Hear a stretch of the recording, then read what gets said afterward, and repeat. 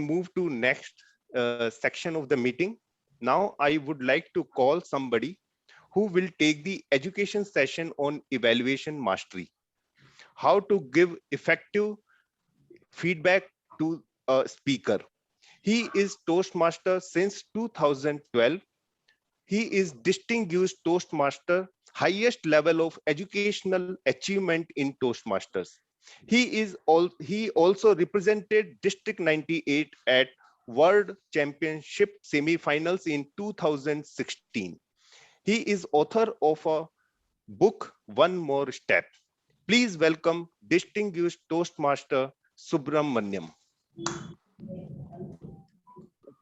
So then let's get started with our session on evaluations. So let me start with the first question that I have. Can someone answer this question for me? Why do you want to evaluate a speech? Any one of you who wants to answer that question? Why do you want to evaluate a speech? To give the proper feedback, maybe to improve the speaker's quality with respect to filler sounds or so many other things. Maybe, yeah, filler sounds is one thing, and usage of the words and voice modulation. Okay, thank you. Anybody else wants to answer? To let a speaker know what are the areas of improvement in his speech. Fantastic. So nobody wants to win any trophies. Nobody wants to win a club contest. Nobody wants to win a area contest or a division contest or anything, right? Fantastic audience here you are. So I really love it. So yes, you're all right. So the objective of an evaluation is to make the speech a better speech and a speaker a better speaker.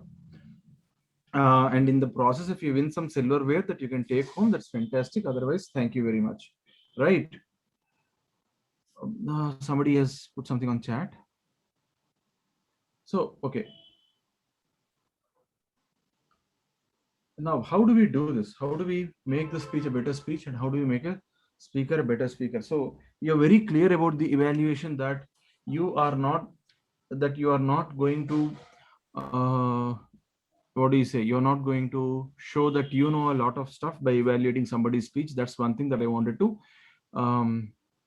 that I wanted all of you to basically have it in your mind, that we are not in an evaluation to show off that we know a lot about speech writing or we know a lot about speech making. We are not there to basically show off our skills. We are there just to help the speaker become a better speaker, or help ourselves or help that speech become a better speech. Nothing more than that. Now, how do we do that? It's very simple. You have been doing these evaluations. I believe bad luck that we can't sit in the same room and do all that stuff. Otherwise, all we need to do is to connect to the speaker, comment the things that went well in a speech, make objective recommendations, summarize, and end on a note that makes the speaker come back and deliver another speech. Right?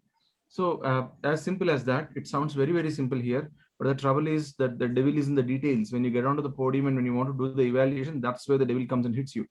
So let's get there. Let's see how we'll do that. Okay, so what are the parts of a speech? I know your 6th class English teacher must have told you that there are a lot of parts of speech, around 7 of them or so. Noun, pronoun, verb, adverb, stuff like that. But here in Toastmasters, when you're doing a speech evaluation, you need not take any notes. In case somebody is doing any notes, I would request them not to take any notes. This PPT is free. It's there on my blog. You can always go there and download. So the parts of a speech are simple. The content which the speaker is trying to deliver. For example, there is a flow, there is an argument that the speaker starts with, there's a premise with which he starts, and there's a conclusion with which he ends. So how is it traveling from this premise to that conclusion? Is he contradicting himself? Is he showing that he has a realization? What is he doing? What is he or she doing? And how is he or she at the end of the day achieving their objective is the content part. So that's a logical argument in a speech. And what is the presentation part? How is his body language? How is his vocal variety? What sorts of English words he or she is using? That's the presentation part of the speech. So content and presentation, these two are the key for any speech. And we'll see how do we evaluate both of them. So I just told you this. The content is the argument presented by the speaker, the logical depth of the argument, and then the examples that are presented. Okay, so the relatability to the speech. So I'll give you an example. Sorry if I'm, please don't take this as an insult or anything. But there was once a speaker who was trying to speak about how a software, how a chip manufacturing unit basically works in a Toastmasters meeting. Okay. The luck there was that he was talking in AMD. So AMD makes chips. So there are many people who are able to understand that. But imagine that being given as a speech in Elan, where people come from diverse backgrounds, and probably for someone, it might say that, this is a very interesting topic, but cool. Why am I listening to it in a Toastmasters meeting? The relatability and the relevance of the speech to the audience. That's a very, very important part, which we often tend to ignore. Many people talk about their emotions, their ups, their downs in their lives. But at the end of the day, if he or she is giving me a path in which I need to traverse to get the objectives fulfilled, can I do that? Or is the speaker just coming up and saying, you know what, I had this problem, I was thinking about it, I cried hard, I slept that night, next morning I had answers. Somebody who is in the audience like me will say, I'm sleeping every day, not just in the night, in the daytime also I sleep, but I don't get any answers to my problems.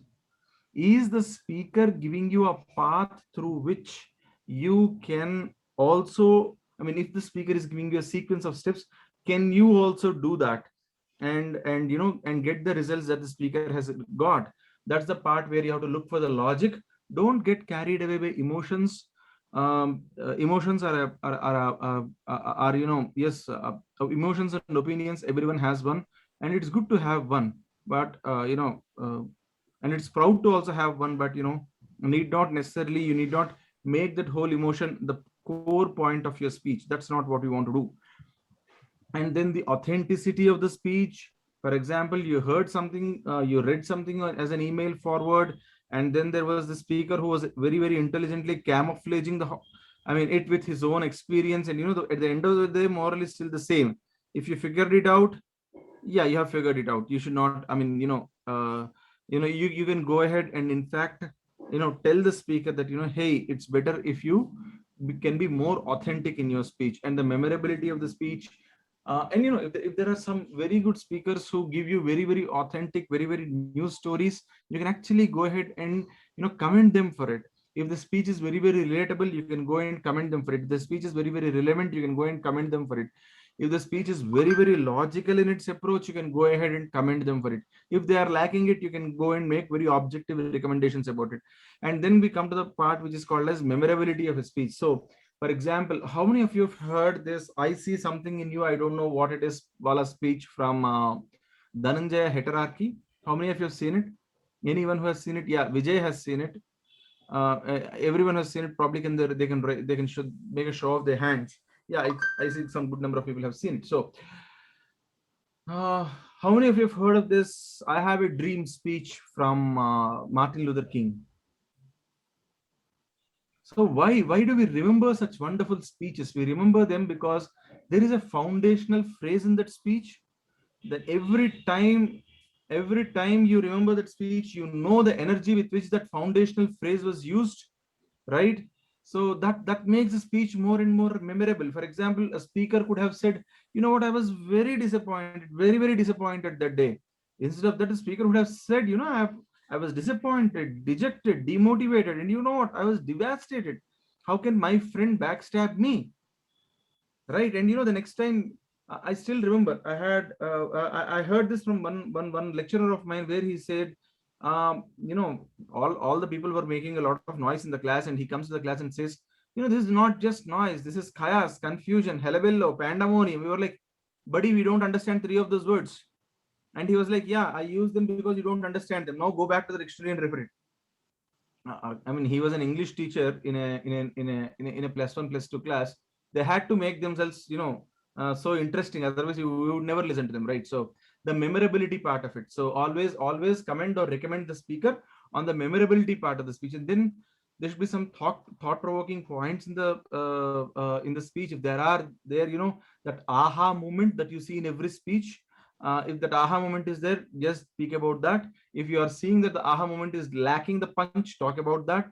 And then evaluate the argument and not the subject of the speech. See, a speaker can pick up a speaker can pick up anything. A speaker can pick up anything as a subject of a speech, but you are not supposed to speak regarding the subject of the speech. You are just supposed to evaluate the argument, the way the subject is presented. Okay, never confront the idea, only speak about the supporting system. Any questions on this part?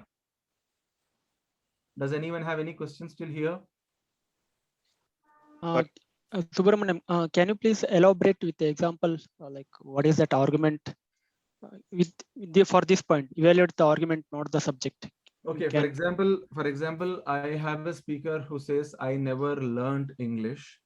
Or, I have a speaker who says, I went to a government school. So if you are born in 70s or 80s and you are in Toastmasters, then you probably might see some speakers who would have, uh, gone to a proper government school, and where, they were not even writing the exams by their own. And, for example, he comes there and says, till my 8th class, the teacher used to write the question and then the answer in the final exam also. And all we had to do was just to copy it on my sheets. And then he comes out and talks about how he has learned in 9th or 10th class that, he has to, he learned that he had to write his own exams. And then probably in his engineering or somewhere, he learned that he has to learn English to survive. And then he's here and he's talking in English. Well, that might sound a very, very normal story for many people who are born in 70s and 80s. Probably for people born after 90 or 2000, it might sound a little different because the English awareness has gone to the next level at that point of time. So if I'm a person born in 1980s and I'm evaluating the speech, I'll not evaluate the very idea that this guy had to learn English from outside. Okay, I'll never attack that idea in my evaluation. But what I will question is the way he has developed that speech. Are you getting it? If he's saying, I worked hard, I'll probably say, buddy, tell me how you worked hard. Did you have a friend with which you speak on a daily basis, with whom you speak on a daily basis, and you both decided that you will talk only in English? Okay. Tell me the support system. If the support system is good, then I'll say it's good. If the support system is bad, I'll say it's bad. But just because you said this, and just because you chose to pick up an idea, I'll not go ahead and blame that idea. I'll only talk about the argument you presented and the support system that the argument that you used to support that argument. Is that clear for you? Yeah. Okay, then we'll move on to the next one in case there are no other questions. Yeah, presentation. So once you are done with the content part, see, I can dwell on the content part even for more time, but I know we have a limited time here. Anybody who has more questions regarding the content part of the speech, kindly reach out to me after the session is done today. I can talk to you and I can clarify any other doubts you have there. Coming to the presentation part, and this is how the speech is presented, the structure of the speech, the body language, how quickly did the speaker get to the point, the voice modulation, everything comes here, and the connect with the audience also comes here. So basically, if you are an old Toastmaster, you're CC2 to CC6. So transitions, getting to the point quickly, English language, and then your body language, and your vocal variety. All these 6 are your determine the way the speech is presented. So, for example, how many of us know this wonderful topper of our class, or know this wonderful 100% subject wala professor in our college who is horrible at presentation? You go to his room, you go to the staff room, you sit with him or her, and the lecturer explains it to you on a paper. It's fantastic. But the moment they come onto the blackboard, they see the audience, their legs are at war with each other, and they make nice khichdi of the language that they are speaking in. And at the end of the class, you are like, well, I understand he said something, but what did he say? Right? So a lot of people have great content, they goof up with presentation, and a lot of people who are great at presentation, they goof up with content. So the presentation part, many people have their own strengths. For example, a lot of film stars you see these days, when they talk about social issues and all, the presentation is awesome, but their content leaves us a lot with, I mean, a lot more to be desired, right? So look at the presentation part, how they are standing, how they are talking. Yeah, it's very tough in a virtual meeting to understand the subtle body language cues, but still make your effort, because when you are doing it in an evaluation contest, you'll be seeing only one person on the screen, so probably you'll be able to do that in a much better way. So that's how it is. So try to understand, see what are transitions is nothing but moving from one idea to another. If there are three arguments in the speech, from a first argument to the second argument, how am I moving? That's a transition. And there are only two types of transitions that people can make. One is a geographical transition, two is a time-based transition. Look, if you look at any all-time great movies, for example, Bahubali is one of my favorites, because there these transitions are shown wonderfully. See, as this guy, there is that forest dweller wala guy, right, Sivudu. So this guy, the story moves as he goes to a new place, the story moves on. For example, tries to jump over the cliff. Till he jumps onto the cliff, we'll never get to see that there is a girl who has all the time in the world to come onto the cliffs of the mountains and dance. It's another part that this guy also, because he's eating a lot, he has to digest the food. There is no gym available there. He's also jumping over mountain cliff. That's another story. Okay, but then till he meets the girl's story is not revealed. Till he goes to Mahishmati city, the story about Mahishmati is not revealed. Right. So as and when he goes to a new place, the new story of there is coming in. So that's the beauty of doing a very good geographical transition. Also a time-based transition. So you establish a timeline on the stage, and whenever you are moving on the timeline, when you move to a particular point on the timeline, you get to hear a new story over there. So that's how the transitions can be made. Always ensure, I mean, if they see, a lot of times we are all not native English speakers. I don't know if someone in India has a native English parent, but we are all basically vernacular. I mean, vernacular wala fellows. So which means our mother tongues are different. We don't think in English. So it's good. It's not bad. It's not bad that we don't think in English. It's actually good, because we love our mother tongues, and we are supposed to think in those languages. But what happens is, when do we make up a lot of mistakes in English? We make up a lot of mistakes in English when we try to construct very long sentences, and when we try to bring in a lot of vocabulary, half of which even we don't understand, right? So it's always good to keep your sentences short, your paragraphs also short, because if your sentence is, if the length of your sentence is less than 10 words, the probability that you will make an error with respect to tenses, subject predicate, positive comparative superlative, or any other grammar rule is less than 10%, because you'll keep the sentence simple. So if the speaker, for example, everybody, when we are coming to Toastmasters, we are here to learn, right? So a lot of speakers might come here and they say, no, I want to prove myself. And this guy he writes a sentence which is his first paragraph, and his first paragraph is his speech. I mean, that doesn't work that way. So you have to tell them, if the sentences are big, probably you can tell them, cut down on your sentences, that you will not err on the grammatical part. Also, don't use jargon. I mean, somebody might say downsizing, and downsizing might give one meaning to Subramanyam KV. It will give a different meaning to somebody who is working in HR. It will give a different meaning to someone who is working in VLCC or Healthify Me app. For them, downsizing means only one thing: reducing the body size, right? So don't use jargon. So many people say strategize in your life. I'm always at a loss when people say strategize. I always see, we'll plan our lives. Yeah, we don't strategize our lives. We strategize wars. We strategize nation's interests. At least we'll strategize companies' goals. But on a day-to-day life, we plan it. But it don't. And people will say conceptualize. Hey, how many of us here are writing Niels Bohr's I mean, how many of us are here are Niels Bohr, and we are writing new postulates? Nothing. You can say imagine. Don't use words which which flow over the head of the people. Toastmasters is not a platform to show off your English.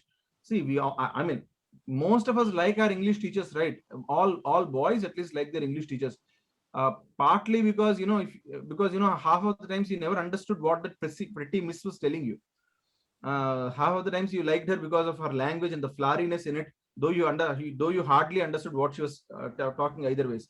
So don't see the Toastmaster speeches. Any speech in this world is not to show off your language. Speech is basically to communicate your idea. So talk about that. And yeah, body language, I'm sure all of you must be knowing by now how body language works, how you use your stage and all. And vocal variety, the power of your speech, the pauses in your speech, how well is a speaker using a pause in the speech, how well a speaker is using the pitch in his speech, all this stuff. And then and the power of his speech. So all those piece that will talk. I mean, if anybody wants to know more about it, please ping me after this session. We can have a discussion regarding this, how you use those 4 P's in your speech.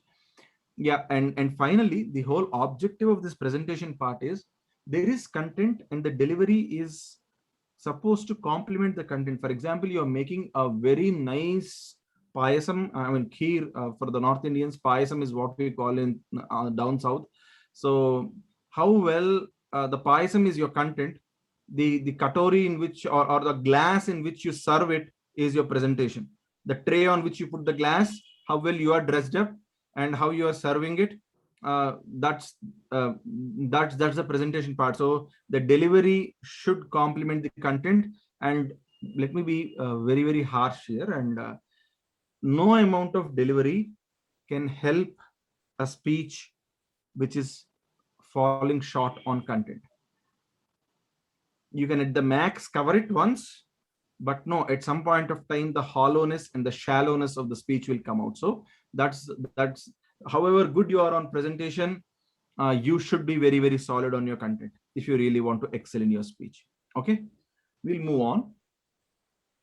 Okay, then you might say, sir, आपने तो 20 minute वक्त खा लिया हमारा, but मेरे पास तो सिर्फ 3 minute रहेंगे. I'll only have 3 minutes to deliver whatever evaluation I've got, and you have given me 20-minute worth content. So I'm giving you the timelines here, how you can probably plan your evaluation. You start, then you connect, and for first 1.5 minutes, you connect and commend. 1.5 minutes to 3 minutes, you recommend, and at the dot of the 3rd minute, when you see the red flag up, you start summarizing. Okay, connect and commend, have a good opening. So why am I saying connect and comment? This is a very, very important section. Many people might say, हाँ मैं तो flatter कर जाऊंगा. I mean, I'll flatter that guy so much that this section is cakewalk for me. Only talk about recommendations. That's how many mentees come to me and talk. But sorry, sir, that's not how you handle it. In the connect and comment part, you are supposed to show your sincerity. Don't flatter that guy here, because if you realize his speech has gone bad or her speech has gone bad, that poor girl or that poor boy who had spent 3 to 4 hours practicing that speech, when they know it has bombed, they already know it has bombed. Okay, now don't make flattery and make them feel like this guy only tried to lift my spirits, he was not sincere. Because if the sincerity is not established in this 1.5 minutes, right, they'll not take your recommendation seriously. Are you getting it? Sometimes people really like you being very, very sincere. Okay, so connect and comment. See, in any speech, when a speaker is speaking for 7.5 minutes or 7 minutes or 6.5 minutes, there will be one point that will actually touch you. There is one point that will actually make a connect for you, and that will happen very, very genuinely. Now pick that one point, pick that part, and establish the bridge with the speaker, because that's genuine. That's what has actually touched your heart. Okay, so start with that. Connect to the speaker, quote from the speech. When I'm saying preferably with a quote, don't go to Rabindranath Tagore or William Shakespeare to get your quotes. Try to quote a line from the speech that actually connected to you. That's when the speaker will realize कि बंदा ने सुना है भाई, कम से कम at least that fellow has listened to me. वो तसल्ली तो होगी उस speaker को. That speaker will be at least happy that this guy has at least heard me out, right? So use that to connect. Okay, use that to connect. And once you connect it to the speaker, then be very sincere. Then be very, very sincere in talking about the good things about the speech. Talk about 3 good things of the speech. Okay. You can talk anything about it. I mean, probably some people really have very good voice. Some people really have very good stage presence. If they have that, do speak about it. Somebody really have wonderful command over the language. So anything. So speak about those things that really went well. We discussed about all the things that can go well. So speak about the things that really went well in that speech. And then, and again, I'm telling you, please don't see if for example, I'm seeing timer here, which is Ajay. So if Ajay makes his speech here, and it's a say project 3 in any manual, he's doing a project 3. Now, if I say, Ajay, I have never heard such a wonderful project 3 in the last 2 years of pathways. Ajay will be like, okay, yaar, मैंने मेहनत करी और this guy has appreciated.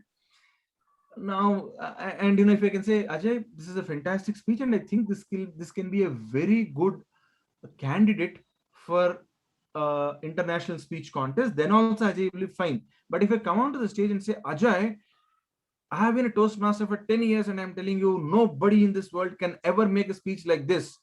Ajay will be like, chalo beta, you have started it. Jitna flatter karna hai, kar le. Because Ajay is not a fool, no. He'll at least understand that. That's why I'm telling you, please avoid flattery. Please avoid flattery, because if you're flattering the fellow here, he will not listen to what you are trying to say later. Okay. Then come to the recommendations. Many people here, even there was this Toastmaster who took some brief mentoring from me. Her name is Indumati. She's also from the same club. She used to tell me, you have to coat your neem ki goli with some sugar. And she always used to say, don't be this blunt, at least with your mentees for your speeches or something.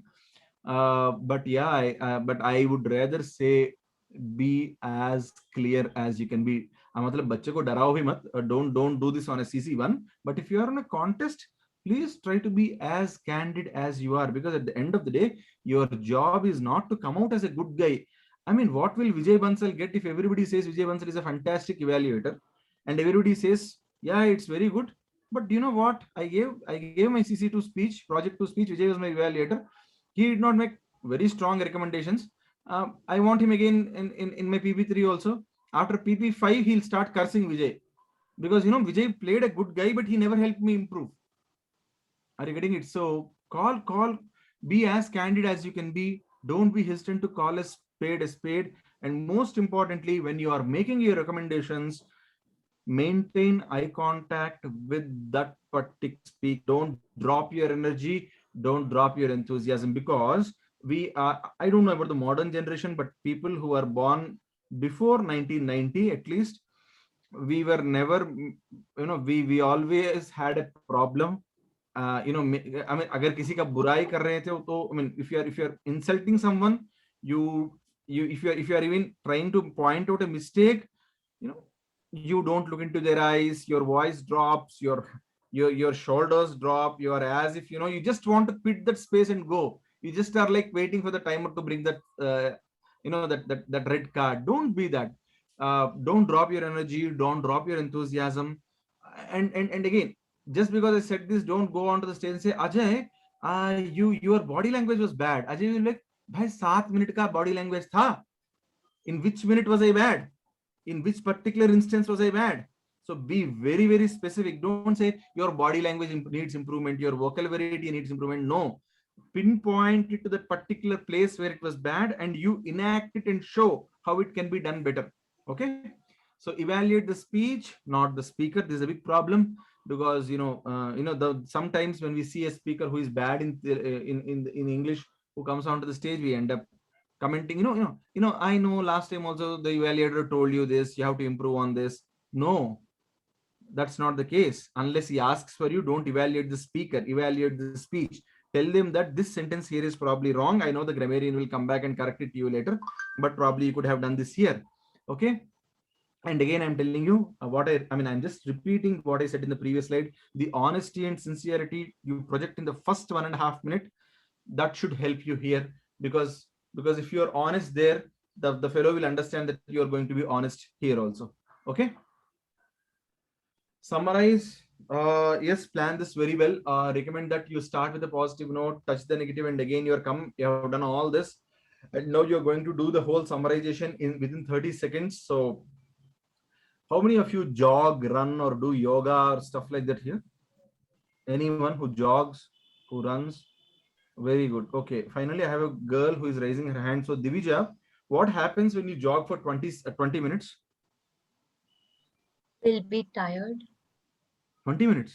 It depends on the pace. I mean, if Okay, we are okay. Imagine your whole jog is for 15, 15 or 30 minutes.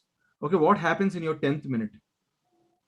will slow down comparatively. Oh, but I'll lose energy. normally what happens is in the I mean, if you have done 1/3 of your jog, right, that's when the endorphins normally kick in and you start feeling like doing more. You get that initial high, your brain starts releasing all those endorphins to you, and you start, and if you have done it very well midway, then you will start. How I mean, we fall prey to this in all our exams also. You start off very well, first 1.5 hours, you answer everything that comes your way. Then you pick up one of the toughest problems and say, I'm going to see this off in this paper because everything I've got till now I've solved it. You'll try to do too much there, and then you'll fall short. Right. So that same thing which happens with the speeches also. Once you have spoken very well for 3 minutes, right? If you have done your first part well, your commendations well, your recommendations also well, you're at the 3rd minute, your brain feels like Roger Federer or Rafael Nadal. It says, I want more, Dil Mange more, Sher Shah. And what happens there is you're not supposed to start anything new because you'll run out of time if you're starting something new in your 3rd minute. So at the 3rd minute, keep yourself, have some good self-control. Use the word summarize, because think of fellows like me who are quite old. I'm at 37, 38. So by Toastmaster standards, I'm pretty old. So think of old people like me who will be hearing 5 or 10 evaluations by that time. And if I hear summarize, I'll say, okay, this girl has summarized 15 points for that, because summarize actually carries 15 points in your ballot. So say to summarize and then quickly say the positives, quickly say the negatives, and just close it. Okay. Don't start anything new in the 3rd minute. Okay. That's the whole thing that I wanted to say here. Yeah. If someone has a mentor, if someone has Chandrasekhar DP as their mentor, you can actually work on acronyms, because he always comes up with an acronym for anything and everything in the world. So if you have an acronym, it's good, but don't try to fit in acronyms. Okay. And on high, again, by commending the speaker. Okay. So I have only 3 minutes. So that means 2 positive points, 2 areas of improvement. I mean, you can make it 3 positive points also, 3 positive points, but 2 or 3 areas of improvement when you're making it. Whenever you're talking about an area of improvement, try to enact the corrected version of it and only then close it. Okay. So it's 3 positive, 3 areas of improvement if possible, otherwise stick to 2, and then 1 point that made you to connect to the speech. Okay. And again, don't say the speech needs improvement, you need improvement. Always use an I over there. In my opinion, I felt that, in summary, in my analysis, because we are not judges. We are talking, we are giving our own opinion, and as a human, we can fail. Sometimes, probably what we heard or what we thought of it because of our inherent biases might not be the correct thing. So always say, in my opinion, ताकि वो बाद में आके झगड़ा ना कर दे आपसे. मतलब you just tell him कि you can always say, भाई वो मेरा opinion था. Your speech might have been great, my opinion might have been bad. That will give you an anticipatory bail also. Okay. So always say, in my opinion, I felt that. Okay. Always use I words, that will give you more control. And my recommendations are, okay. If you are evaluating a speech in the club, read your manual. I think these are all basic sanitization things, sanity things that you're supposed to do. Reach out to the speaker beforehand, ask if they have any concerns, try to relate to the previous speeches in case you have seen them. Always try to connect to the previous speeches. Okay. So always try to ensure whether all the learnings are actually coming in here or not. If you are evaluating in a contest, make an impact at the beginning and the end. Maybe pick up a point from the speech and coin a crisp statement. Have an introductory statement handy. Analytical quality, recommendations. These 2, I think, will give you about 30 and 30 and 40, if I'm not wrong. And in the technique, try to be sympathetic. That will give you some 15 points. And then summary again gives you 15 points. So please be very, very careful about the summary part. Okay. This is how we evaluate in a content and a contest. Last but not the least, what is your audience in a speech evaluation? How big is your audience in a speech evaluation? How many people do you have in your audience when you're evaluating a speech?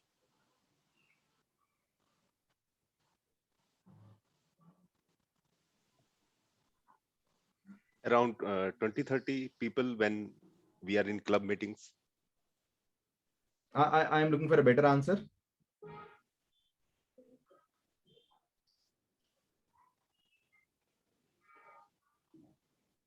I think the speaker will be the only audience who will be. Fantastic, superb, Abhishek. That was what I was trying to hear. Yeah, you have only one guy in the audience, that's the speaker. So please don't waste your time on maintaining eye contact, body language with everyone and anyone in the audience. If you want to look at them, do look at them when you are making the commendations. Probably you can say a statement like, huh, I mean, the other 20 fellows should not be in the room, should not be feeling like, bhai, main kyun hu yahan pe? You don't want them to feel like that.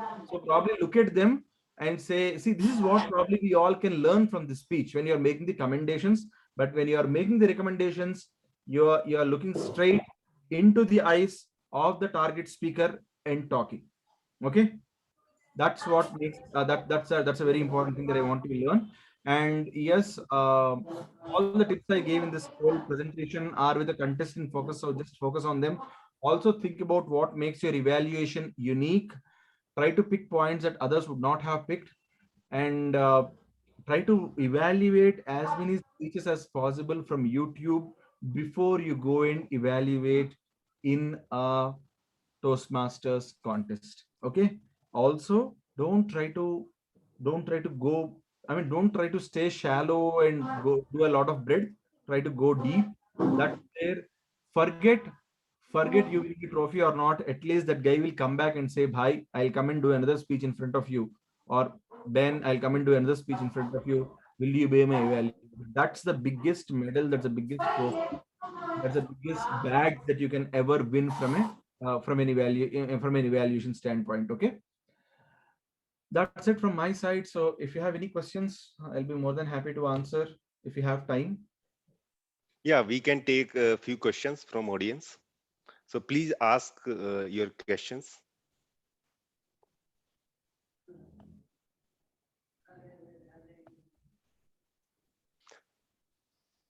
So if nobody has question, I have one question, Toastmaster Subramanyam. Uh, like sometime what happened that target speaker in contest generally is very good speaker, and we find, I mean, generally feel that there is no recommendation for him. So how to deal with that situation? If you think you are not able, see, every speech will have recommendations when you look deep at the speech. So I would not accept. Yeah, probably if you are not able to figure it out, I don't know what will work for you, but I'll tell you what has actually worked for me. What actually worked for me was I used to pick up all the winning contest speeches, because many people post their contest winning speeches on YouTube. And otherwise I buy this, I spend those $100 or $125, whatever is the sum. I don't know what is the sum for this year. I did not still buy it, but from 2015 2016 I used to buy it every year.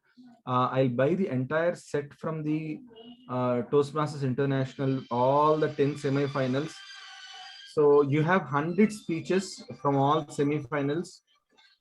So when you are trying to evaluate all those 100 speakers, remember they are all district champions. And when you look hard, when you are able to find areas of improvement for all those 100 speakers, you will be able to figure out areas of improvement for any speaker in the world. So yeah, if you're very serious about improving that area, probably I would suggest that you spend those $100 or $150 and listen to those speeches. You'll get two good things out of this. One, you know how to prepare for an ISC contest coming forward.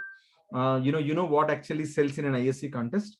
That's one advantage. And the second advantage is, when you're evaluating those speeches, well, if you can figure out, if you can find faults or areas of improvement in those speeches, then probably there's nothing that can stop you, because they are the top 100 out of the 3 lakh Toastmasters all across the globe. Yeah, wonderful. Yeah, yeah. Thanks. Any other question? Or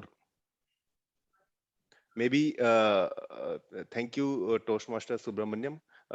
If Yeah, we have any, one last thing I wanted to say is, Toastmasters is all about mentors and mentoring. So I want to give due credit to my mentor who actually taught me all this. There are two good guys who actually taught me all this, who took time to teach me. One of them is Shashank Bhavaraju. He's currently out stationed in Singapore, and he is my mentor. He taught me a lot about all this. And then there is Fani Bhagwan Duburi and another person called Chandrasekhar DP, who is also a part of our club. So please reach out to people like these. And then there is this wonderful guy who is not in our district, but there was one person who is from Chennai over here, so she can connect quickly, probably. His name is Sridhar Ranganathan. He is from Bangalore. He takes all his Toastmaster meetings from Chennai, if I'm not wrong. So these are the people whom I'd highly recommend that you connect to, so that you can learn a lot about evaluations. So in our club, you can, I mean, the one person whom I can strongly recommend is Chandrasekhar DP and Alfred Ravi Toro. If you can reach out to them, I'm sure you'll learn a lot more. That's because I learned a lot from them. So that's what I wanted to tell you. Yeah, Divija has raised her hand. So you have a question, Divija? Yes, sir, I have a question. So the last speech I delivered was about researching and presenting a topic. So I picked up Indus Valley civilization. What happened was there was no proper source. So I did not know proper information about two pictures. There were two pictures about two cities. One is Mohenjo-daro and the other is Harappa. But I did not know which one is which. So I mentioned the same in the meeting in while presenting my research. So I got a feedback that it would impact my authenticity of the presentation that I'm giving. So when you mentioned about authenticity, you said that copying someone else's speeches would uh, you know, uh, am I making sense? Copying someone Yes, yes. else's speech would make it less authentic. So in this case, is it a proper evaluation? I mean, So I I don't. just mentioned that I did not get proper information about those two. So I just mentioned the same. Okay, if I were your evaluator, I don't know who your evaluator was, and I don't know the context in which he or she told you that feedback. So I can't comment on what the evaluator has said, because I was not there. I did not see it. But if that was the case, I would rather say that I would have trust issues with you, not just authenticity, because you are claiming, you are coming out and claiming to me that you have researched this topic, and in your research you are telling me that I don't know about this. I mean, I That is searched what. throughout the Google. I could not Then find why did you present it? Then why did because you it is say? important to move forward. It is No, no, important no, to no. mention that there are two cities in it. If I were you, I would try to convey the same thing without using those pictures. Acha, Because only two cities like that. no, let me complete the vision. Let me complete. Sure, sure. Yeah. So I know, I understand you have a deep emotion linked to that speech, but I would just try to make my point clear. So if I were a researcher, if I were a researcher, and if I were presenting some topic, say at my work, or in a Toastmaster meeting, or anywhere for that matter, I need to have some credibility when I am on the stage, Right. right? So I would not come and confuse the audience. I would come onto the stage and probably I would omit those two pictures. I'll talk about everything I know about Mohenjo-daro. I'll talk about everything I know about Harappa. I'll talk everything I know about Lothal. Lothal also is Okay. from the same civilization, right? So I'll talk about all these three things. And on everything, I have a proper source. I have a proper clarity of thought about. I'll present all that stuff. and I will very carefully stay away from presenting those pictures about which I don't have clarity. Because if I am presenting my research and if I still say I don't have clarity on this, then what am I presenting? If there is a question from the audience saying that there are a few pictures which are there on Google which nobody has identified the source to, then you say, yeah, I know that's a quagmire, that's the reason why I did not get there. Probably in my next, probably when I know the answers, I'll do a next presentation for it. Okay, but I would rather stay away. If I were your evaluator, I would have told you this, that I would rather stay away from showing those pictures and confusing my audience. Because imagine an audience, imagine Raj Mahendra who is here, he probably would be listening to your speech and thinking, one, history itself is is a period where many people prefer to sleep Right. unless the history teacher is very, very interesting and you have a crush on him or her. Okay, now somebody is coming on a Saturday evening. अब बंदा मेरा Saturday evening को खराब कर रहा है, एक तो 7 मिनट का स्पीच देख और उसमें फिर से बोल रहा है मुझे कुछ नहीं पता, और और probably he showing me a picture and or she showing me a picture and telling me I am not sure. भाई मैं I am not sure वालों को सुनूं क्यों? Why should I listen to them? Are you getting it? So rather, so that's not authenticity issue. Authenticity is more about, I would still maintain that authenticity is still about presenting the right thing. Okay, it's not authenticity issue, it's about confusing the audience, it's about establishing your credibility as a speaker. For example, I'll tell you this. There was a speaker who came and spoke at length about the pain women undergo at labor when they are giving birth to a child. The women did not take him seriously because they said, we know the pain, what the hell do you know about this subject? And the men were already turned off. They're like, Bibi to har din yahi bol rahi hai mere ko. Are you getting it? Got it.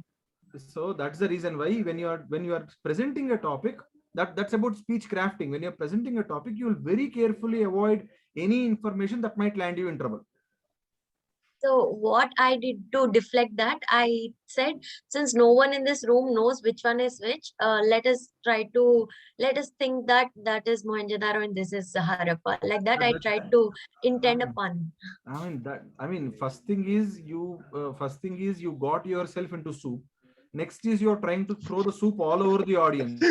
Madam, it's very sticky. Okay. As a researcher, if you're doing, if it's good to do it in a humorous speech. Yeah, I just tried But to it is intend a not. pun. Yeah, but please don't do that in a research wala speech. You do it in any other speech. But if you are saying you are a researcher, it's not Divija who is coming and talking. It's researcher Divija who is coming and talking. Yes, And I was skeptical about whether or not put that part, but my mentor did not comment on it, so I just continued. Okay, I'll give you another tip here. Your mentor, nobody, see, there is something called gut. And if that is skeptical, right, avoid that content. Okay. Avoid that content like plague. Okay, done. Because at the end of the day, your gut knows it much better than many other people. Okay. And when there is a fight between your heart and your brain, always follow your heart. Okay. Okay. Yeah, when there is a fight between your heart and your brain, always follow your heart, because even if the brain is telling you this is logical, your heart will still give you pain. Okay. But if your heart says this is awesome, your brain will swallow any pain. Okay. Okay. That's Thank you so much. Thank you. Yeah, thank you. Thank you so much, Toastmaster Subramanyam, for that wonderful and Raj, session. Raj Mahendra ji, I'm very, very sorry. I must have eaten a lot into your table topic session, so I'm very sorry for it. Thank you. No. Your speeches is very important to us. I even told Vijay that we can reduce my thing, not a problem. Today is only on education speech. Thank you. Yeah. So, distinguished Toastmaster Subramanyam, please accept this certificate of appreciation. Thank you. Thank you so much for giving us that, telling us the nuances of evaluation. And this, I'm sure, going to help us in evaluation contest and in general evaluating any speech. Thank you so much.